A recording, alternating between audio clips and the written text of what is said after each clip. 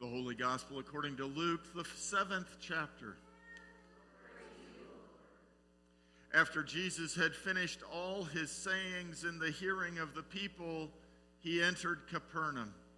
A centurion there had a slave whom he highly valued, and who was ill and close to death. When he heard about Jesus, he sent some Jewish elders to him, asking him to come and heal his slave. When they came to Jesus, they appealed to him earnestly, saying, "He is worthy of having you do this for him, for he loves our people, and it is he who built our synagogue for us." And Jesus went with them.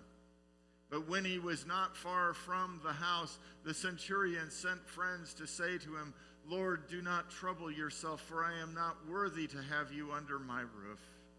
Therefore I did not presume to come to you.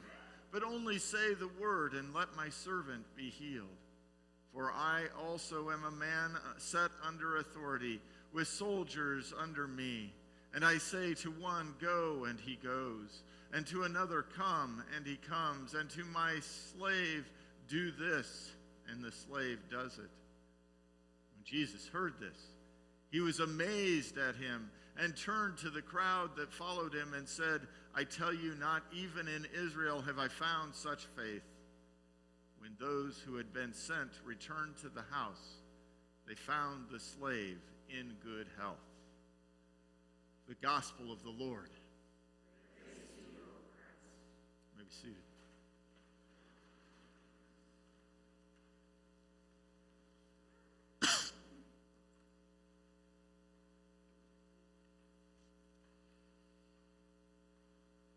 It was kind of a dance.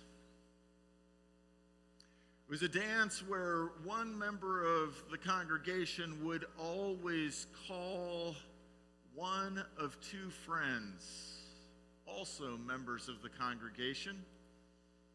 You see, she or her husband might be hospitalized, and when she called these friends, those friends knew that their job was to call the pastor.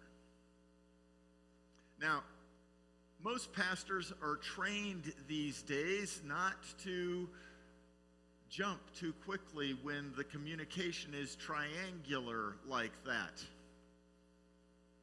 But this pastor knew that this was how the communication happened. That over time, this pastor had learned that when this member needed help, needed a call, a visit, this member would never presume to call, to ask. She could not call and inform the pastor of her situation or her desire for a visit. Perhaps it was a worthiness thing. Perhaps there was something else going on. To be sure, she had history with hospitals, and at times hospitals brought a certain kind of trauma for fear of the potential outcomes.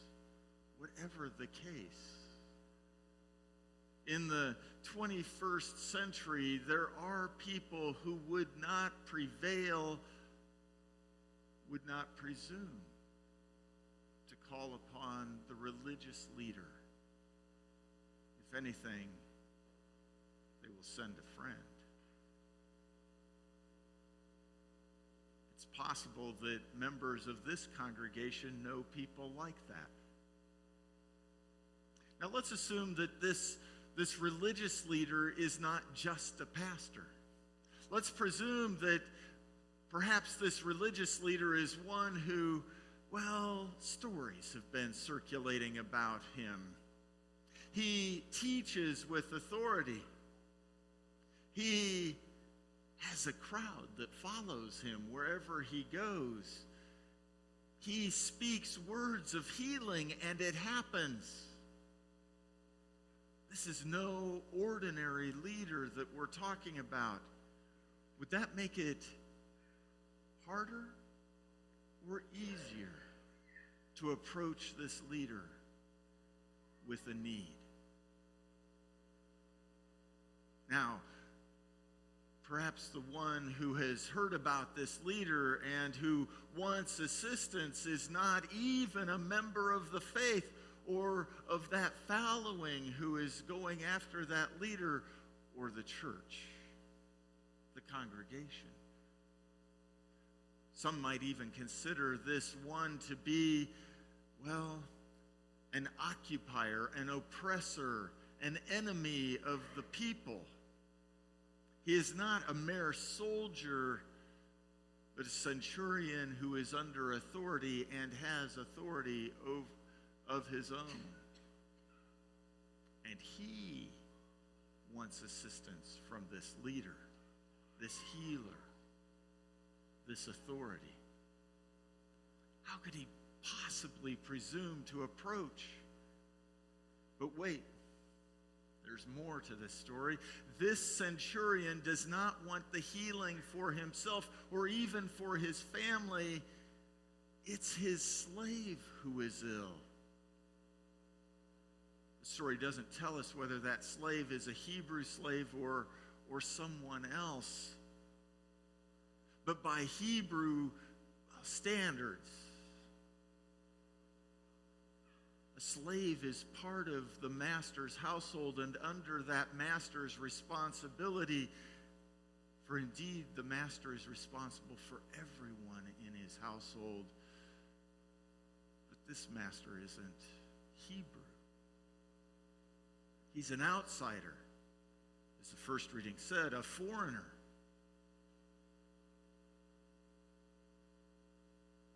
So some leaders of the religious community, well, elders, he asks them to go on his behalf.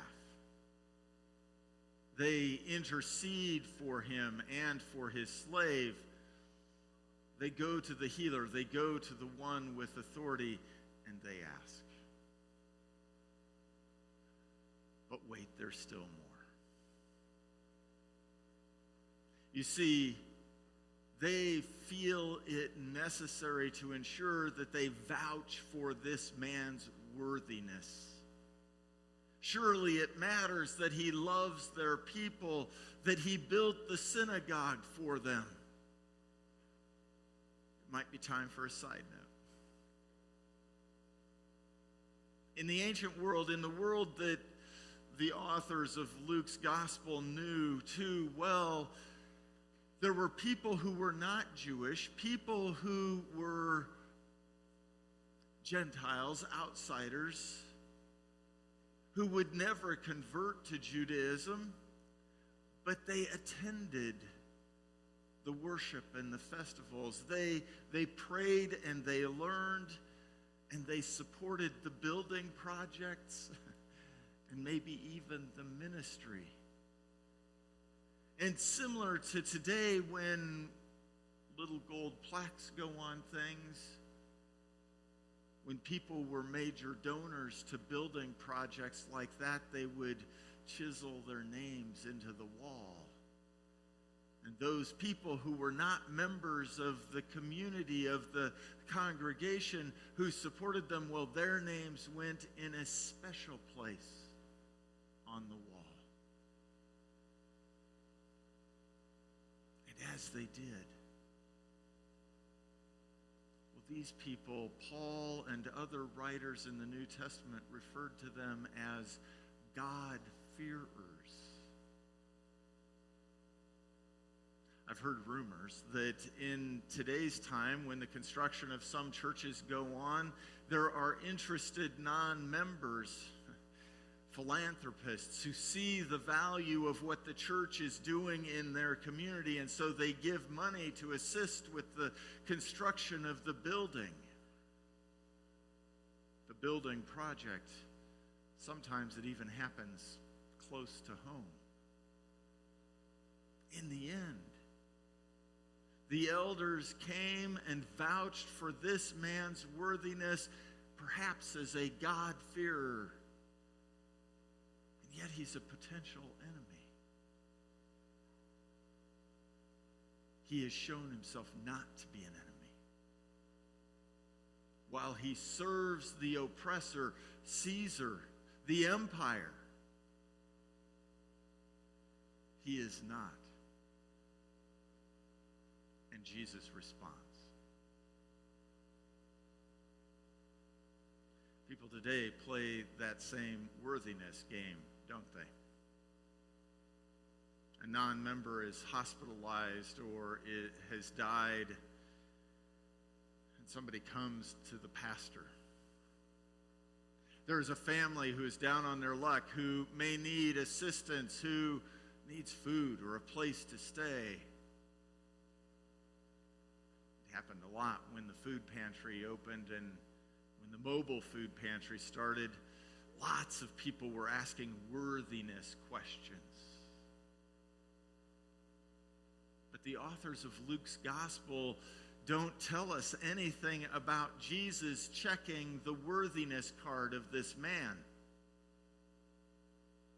What the gospel tells us is Jesus went. God's good news in Jesus Christ is for everyone, for all creation. God in Jesus Christ goes to everyone, brings good news, announces salvation, offers healing, restores life to everyone.